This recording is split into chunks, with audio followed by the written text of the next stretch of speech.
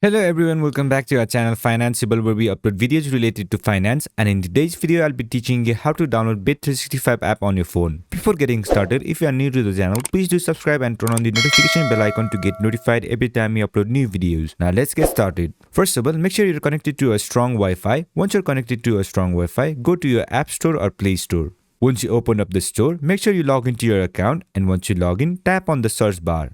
Once you're on the search bar, type in Bet365.